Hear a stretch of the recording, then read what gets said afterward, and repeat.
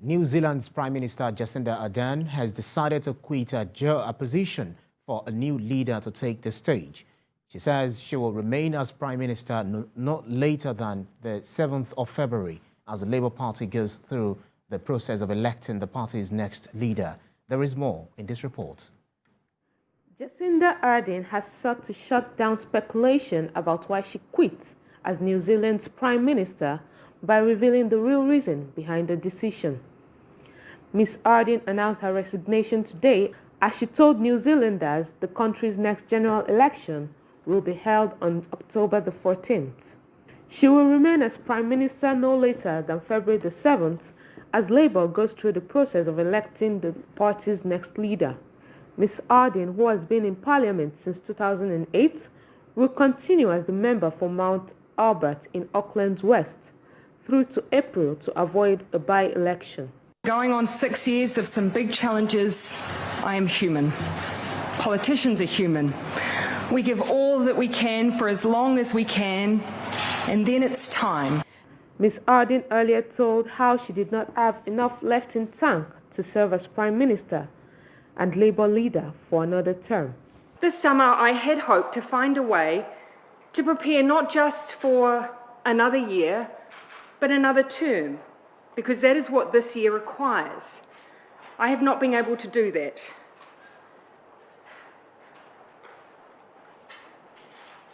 And so today I'm announcing that I will not be seeking re-election, and that my term as Prime Minister will conclude no later than the 7th of February. Ms. Ardern was elected Labour leader 7 weeks out from the 2017 election and came to power in a minority government with support from New Zealand's First and the Green Party. She was 37 when she became Prime Minister, making her the youngest female head of government in the world at the time. Ms. Ardern said she is not yet sure what her post-parliamentary career will entail, but she is looking forward to marrying her partner Clark Gayford and spending more time with their daughter Neve, who she gave birth to while she was Prime Minister. And so to Neve, Mum is looking forward to being there when you start school this year. And to Clark, let's finally get married. A caucus vote for the next Labour leader will take place on Sunday.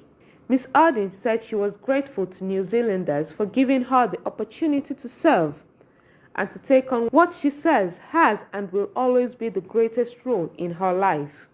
I hope in return, I leave behind a belief that you can be kind but strong, empathetic but decisive, optimistic but focused, that you can be your own kind of leader. Polling released last year had revealed Ms. Ardern and the Labour Party were facing an uphill battle ahead of the 2023 election. In August, support for Ms. Ardern fell by 3 points to 30%, marking her worst approval rating since taking office.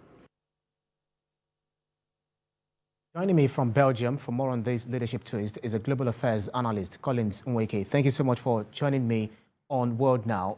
Jacinda Ardern is the only second world leader to ever give birth in office and one of the youngest leaders in the world when she became Prime Minister in 2017 at the age of 37. So how would you describe a government in the last 5.5 years?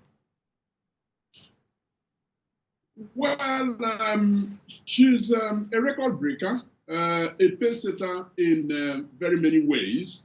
Quite apart from, being the youngest female prime minister to be, elected at the age of 37, 2 years younger than Emmanuel Macron when he was elected president of France. She has also shown, a very, very uncommon compassion and empathy in fulfilling her function as prime minister, because somehow I think she managed to break that myth that to be a politician you have to be, a hard-liner, a hard-hearted person. She showed from the way she carried on that, in her words, again, that you can be kind, but also strong. She also mentioned that you can be optimistic, but also focused. So these were the sort of mindset that actually, characterized her period as Prime Minister. So indeed, it is the end of a political era, and where the world is waiting to see what comes next. She actually faced a lot of criticisms and some praises as well. Let's visit some of these things. How would you describe, for instance, her handling of the 2019 Christchurch terror attack that killed 51 people at 2 mosques? And then she actually, promulgated some laws. She passed the, is it the gun law or something? And then wearing a hijab in solidarity with the Muslim folks. Well, indeed, the two examples that you have given, Ibrahim, underline actually, her brand of politics in terms of being kind but strong. Now, she showed very, very strong compassion and empathy when she visited, the mosque in Christchurch when this attack took place, and to demonstrate and illustrate her, her deep sense of compassion, but also her emotional intelligence. She wore, the hijab just to be one of them. And of course, those people watching the images, of her greeting the people and the hug, you could see that it all came from her part. So she demonstrated the empathy she always talked about. And then being optimistic but focused also is, a part of her that she demonstrated when, COVID-19 arrived. She was one of the first, world leaders to actually seal off their countries, and by doing so, prevented COVID-19 from entering New Zealand. And New Zealand is known in records to be one of the countries with the lowest death rate, compared to its population. Again, she showed focus, she showed strength and optimism in the way she handled those two examples. As a matter of fact, she's no doubt an example of what gender equality and women's rights is all about. For instance, when announcing her pregnancy in 2018, she underlined women's ability to balance work with motherhood. Does this make sense to you? Oh, yes, it makes sense, and it plays into what she describes as social democracy, but also progressive politics. Now, she demonstrated that in the way she ensured that one of the three cardinal points that actually propelled her premiership, which is the widening social inequality in New Zealand, she took the necessary steps to ensure that that gap was closed. For instance, quite some reforms in the work private life balance. She did quite a lot there, supporting legislations to make it easier for women to run their homes while keeping a job. So yes, her compassion is one of the things that will speak volumes for her as history. So talking about some of the criticisms that she actually, she was faced with, our government was actually faced with, would her resignation give a boost to her popularity, which took a dive